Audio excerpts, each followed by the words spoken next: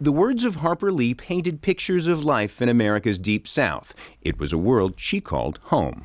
We didn't have much money. Nobody had any money. We didn't have many toys to play with. Nothing was done for us. So the result was that we lived in our imaginations most of the time. Her childhood was reflected in the narrator of her Pulitzer Prize-winning 1960 bestseller, To Kill a Mockingbird, a little girl named Scout. Hey, Atticus. In Atticus Finch, she crafted a hero who rose above the racist standard of the day to defend a black man. Finch, the author's mother's maiden name, was brought to life by Gregory Peck in a 1962 film adaptation. Now, gentlemen, in this country, our courts are the great levelers. In our courts, all men are created equal.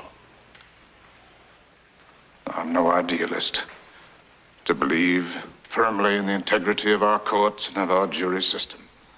That's no ideal to me. That is a living, working reality. Though set in the Depression-era 1930s, To Kill a Mockingbird in part fueled the civil rights movement of the 1960s and thereafter. This is before the Black Panthers. This is before the March on Washington in 1963. So this book coming out in 1960 was a time when civil rights were becoming very visible, were controversial.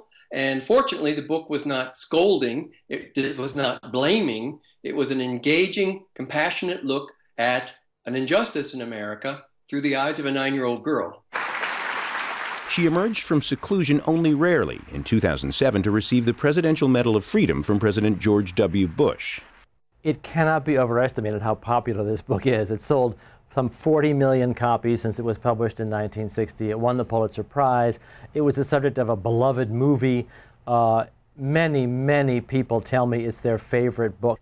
Mockingbird was Harper Lee's sole publication for 55 years, until she released Go Set a Watchman last year. It told the story of the fate of Atticus Finch, portrayed as an aging, racist man, but to something less than critical acclaim. She was trying to write a tribute to her father, whom she loved very much.